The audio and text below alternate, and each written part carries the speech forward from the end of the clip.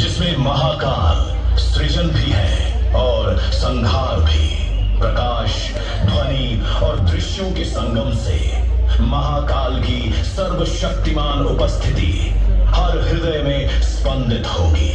आपसे निवेदन है कि अपने सेल फोन्स को साइलेंट मोड या फिर ऑफ कर दीजिए ताकि इस शो का आप भरपूर आनंद ले पाएं। इस शो के प्रस्तुत करता है उज्जैन स्मार्ट सिटी लिमिटेड। निष्पादक है मध्य प्रदेश पर्यटन।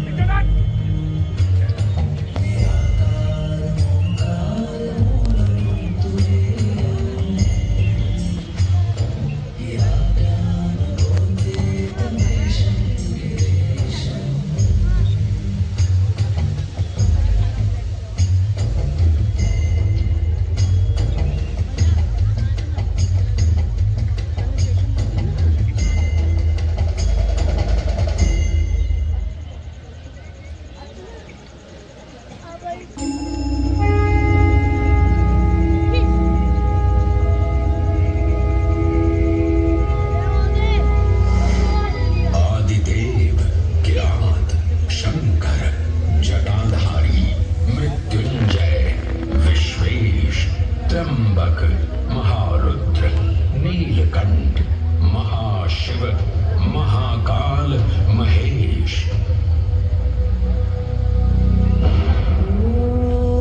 महाकाल जिनके उद्गम से उत्पन्न होती सृष्टि की लय।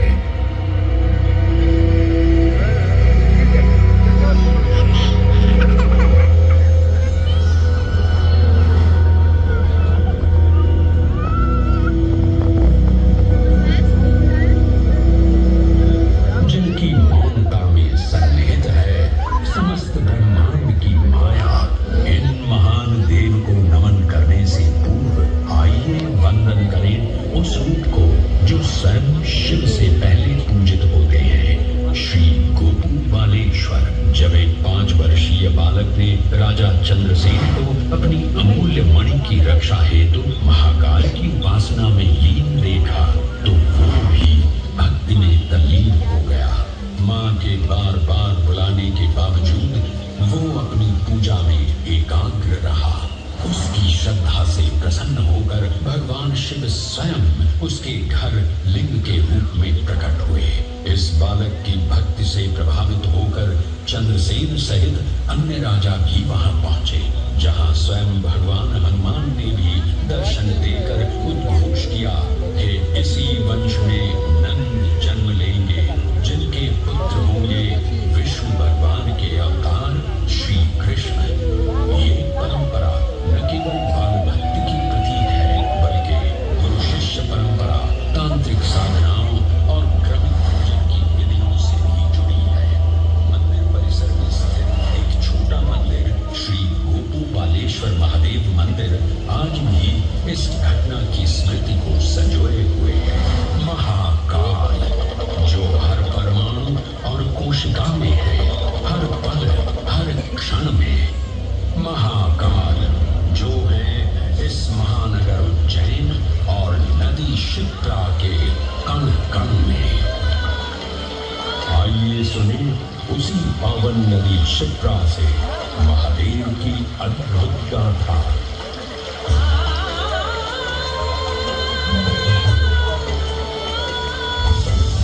भगवान विष्णु के अवतार वराह गृहदय से उत्पन्न मैं पवित्र पावनी शिप्रा हूँ। उद्गम तो मेरा श्री हरि के हृदय से हुआ, पर मैं प्रवाहित हो रही हूँ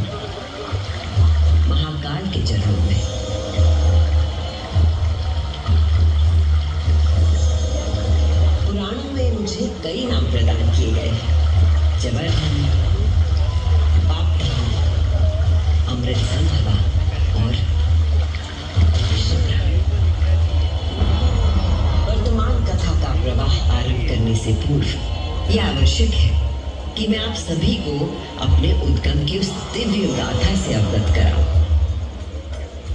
जिसे जानकर आप अचंभित हो जाओगे। मेरा उद्गम ऋषि अत्रि से जुड़ा है,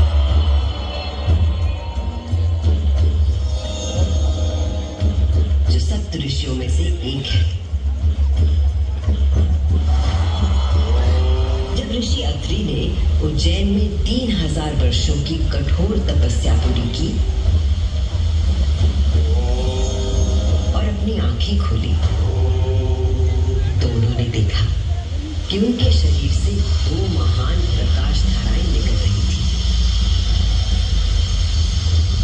पहली धारा आकाश की ओर गई और कहा जाता है कि वो चंद्रमा में परिवर्तित हो गई।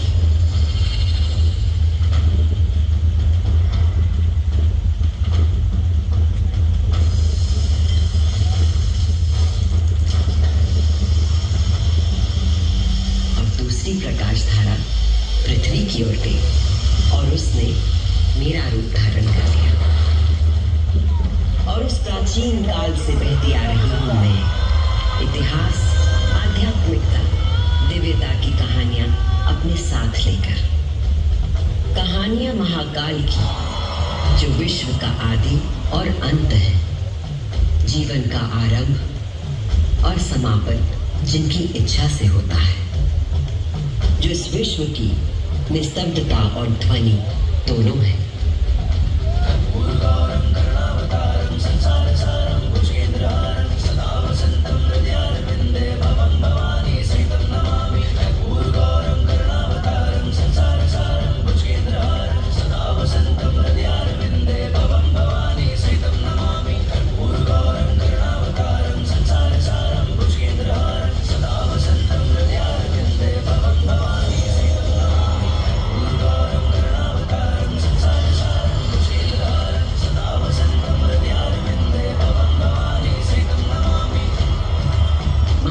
की महागाथाएं इतनी विस्तृत है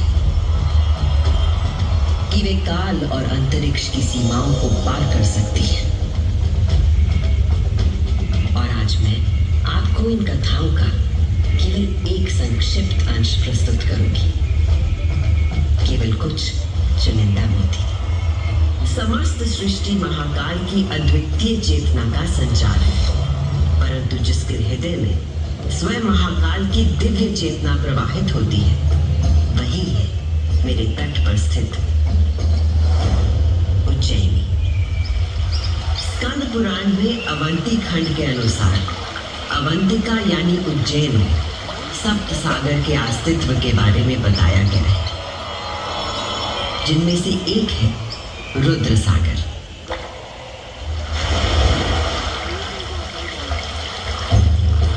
रुद्र सागर, जहां आज आप सब विराजमान हैं, जहां पर अनादिकाल से ब्रह्म कमल खिला करते थे,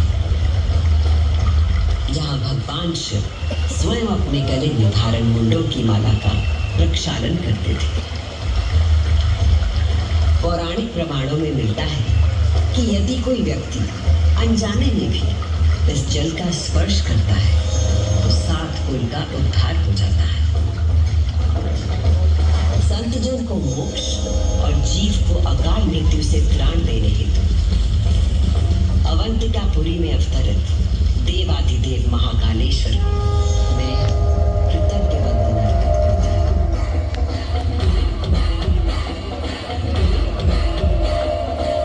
आज मैं शिप्रा देवी आपको उन्हीं महाकाल की शिव पुराण में उल्लिखित एक गाथा सुनाती हूँ।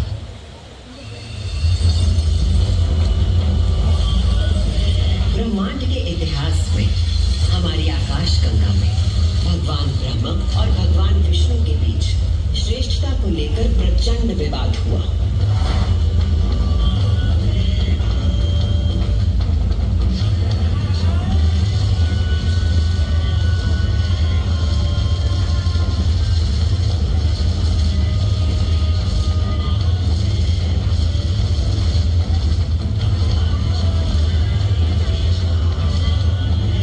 जब अपनी पराकाष्ठा तक पहुंच गया, तो दोनों अपने अपने दिव्यास्त्र लेकर आपस में युद्ध करने के लिए तैयार हो गए।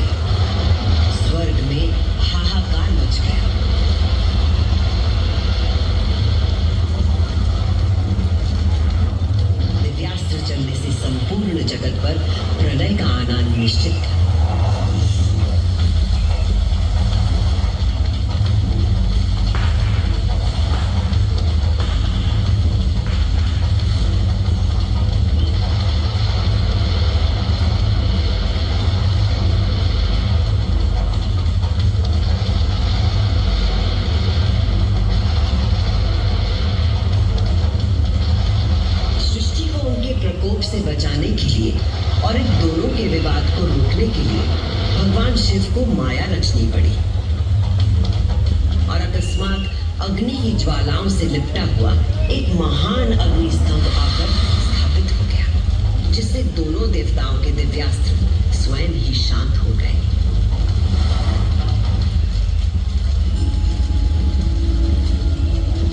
एक ऐसा अग्नि स्तंभ जिसका ना कोई आदि था न अंत था। दोनों देवों ने अनुभूत किया कि स्तंभ के पीछे निसंदेह कोई अद्वितीय अलौकिक शक्ति निहित है। वे दोनों बोल उठे, हे महाप्रभु, आप हमें अपने यथार्थ रूप के दर्शन कराइए। तब उस स्तंभ से महादेव स्वयं प्रकट हुए।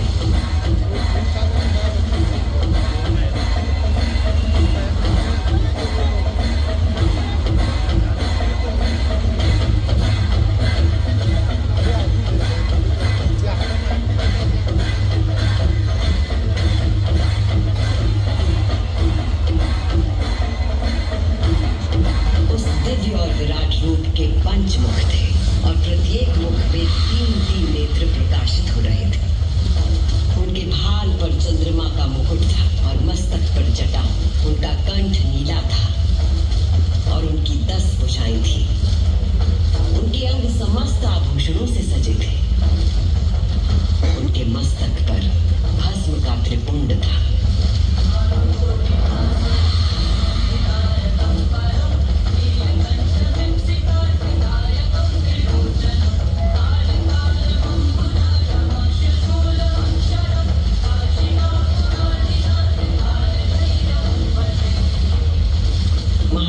ब्रह्मा और विष्णु से कहा, सुरश्रेष्ठ ब्रह्मा जी, आप मेरी आज्ञा से सृष्टि की रचना करें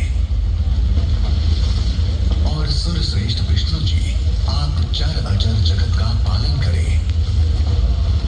मैं ही सृष्टि का पालन करने वाला और मैं ही सृष्टि का संहार करने वाला हूँ।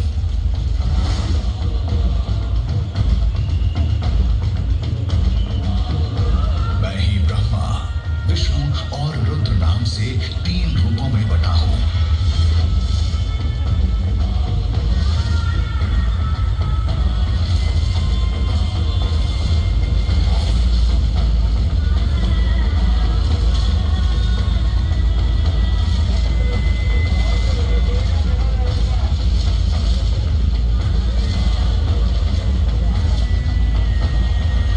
ये कहकर भगवान शिव स्वयं पृथ्वी पर लिंग के रूप में स्थापित हो गए। उस पल से इस लोक में लिंग पूजा का विधान प्रारंभ हुआ।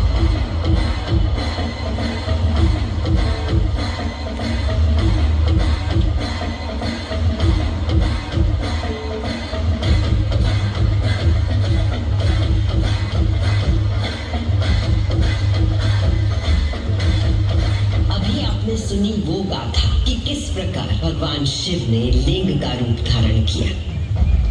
अब मैं सुनाती हूँ उज्जैन में महाकालेश्वर के प्रकट होने की कथा। उज्जैन नगरी में नित्य वेदों का अध्ययन करने वाले एक ब्राह्मण देवता रहते थे। उनका नाम वेदप्रिय था। वेदप्रिय प्रतिदिन पार्थिव शिवलिंग बनाकर उसकी पूजा करते थे।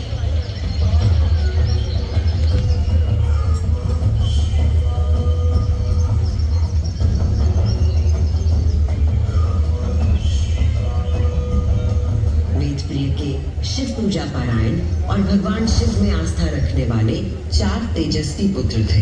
उनके नाम थे देवप्रिय, प्रियमेधा, सुकृत और सुव्रत। चारों सद्गुणों में अपने धार्मिक पिता से कम न थे।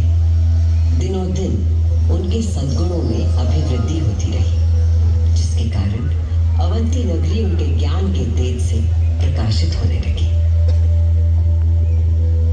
उसी समय दूषण नाम का एक असुर प्रजापति ब्रह्मा की उपासना में लगा।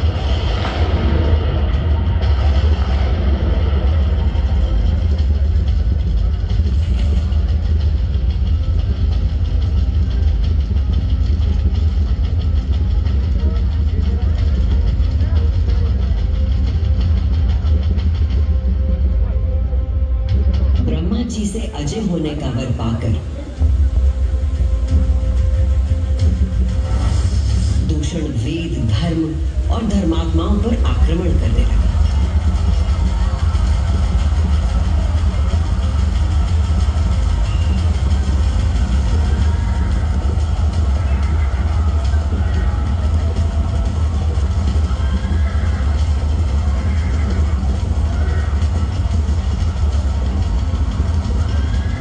अत्याचारों की पराकाष्ठा पर पहुंचते हुए उसने उज्जैनी पर हमला करने का दुस्साहस किया। उज्जैनी में त्राही त्राही मच गई। मेरे दैत्य सेना नायकों, तुम चारों दिशाओं में जाओ और उज्जैनी में जहां कहीं धर्म पर चलने वाला, वेदों का अध्ययन करने वाला दिखाई दे, उसका नाश करो।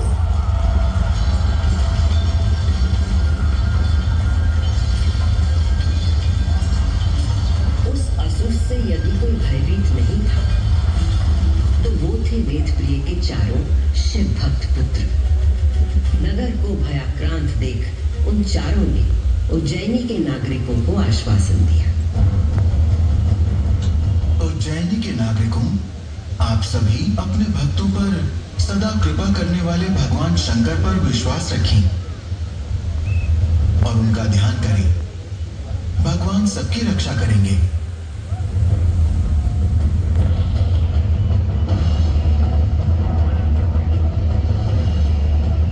मंत्रोच्चार का आवेग बढ़ गया। देवप्रिय और उनके पुत्रों के संग उज्जैन के सभी नागरिक भी जाप करने लगे।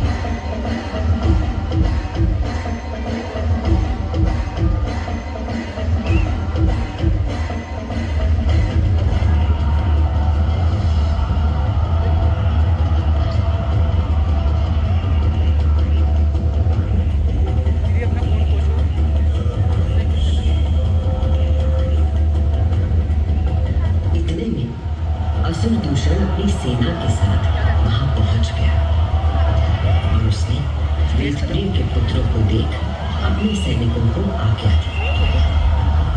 वध कर दो शिव की आराधना करने वाले इन शिव भक्तों का।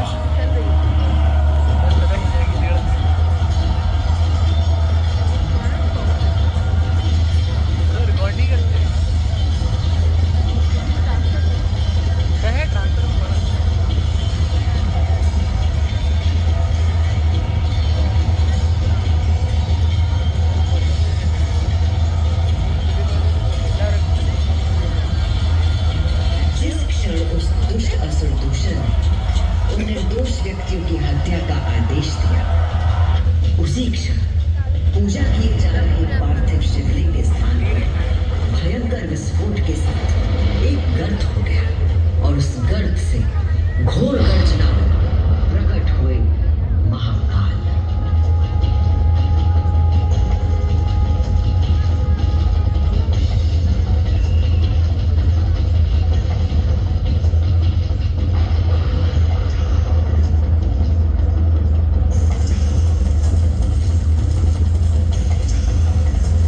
दूषण, मैं सत्पुरुषों के लिए आश्रयदाता हूं और तुझ जैसे दुष्टों के लिए महाकाल हूं।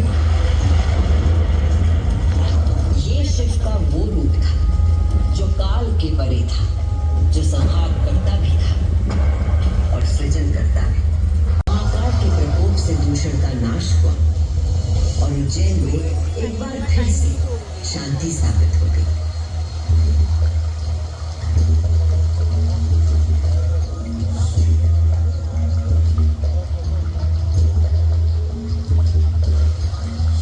उज्जैनी के लोगों की आस्था से प्रसन्न भगवान महाकाल ने उन्हें वरदान मांगने को कहा। उज्जैन के निवासियों ने भगवान महाकाल को उनके भक्तों की रक्षा करने के लिए उसी स्थान पर सदा के लिए विराजमान होने को कहा। तब देवादिदेव उज्जैन में ही विराजमान हो गए और वहां चारों ओर की एक एक कोस भूमि ज्योतिर्लिंग रूपी भगवान शिव का स्थल बन गई। इस अद्भुत घटना की साक्षी बने समस्त देवता, गंधर्व और ऋषि मुनि। उज्जैन का वातावरण दिव्य ध्वनियों और मंत्रों से गूंज उठा।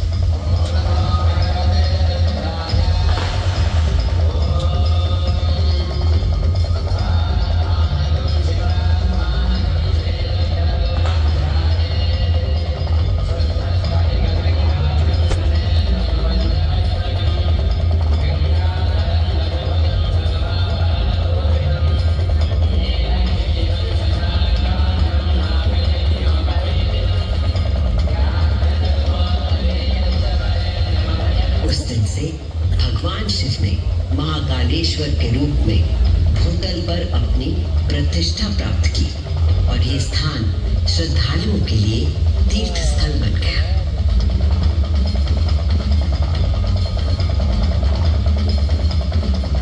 शिव पुराण में 12 ज्योतिर्लिंगों में से एक महाकालेश्वर ज्योतिर्लिंग।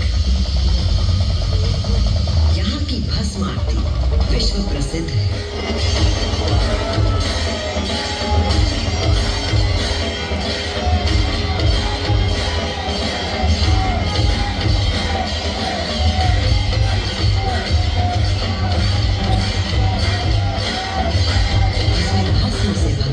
श्रृंगार किया जाता है क्योंकि महाकाल की तरह भस्म अविनाशी और अपरिवर्तनीय होता है।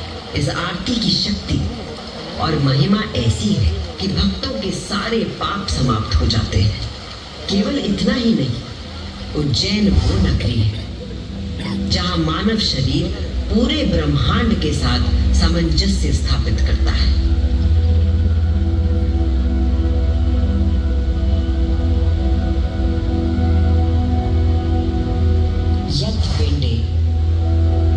ब्रह्मांडे अर्थात जो कुछ मानव शरीर में है वही ब्रह्मांड में भी विद्यमान है।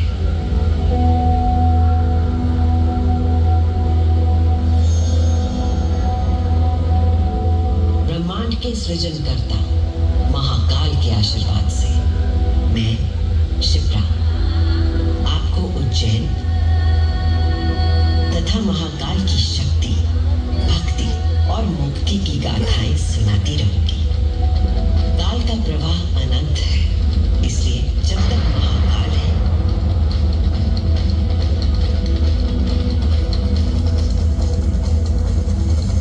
मैं यूं ही उज्जैन की स्मृतियों को अपने अंक में समेटे बहती रहूंगी।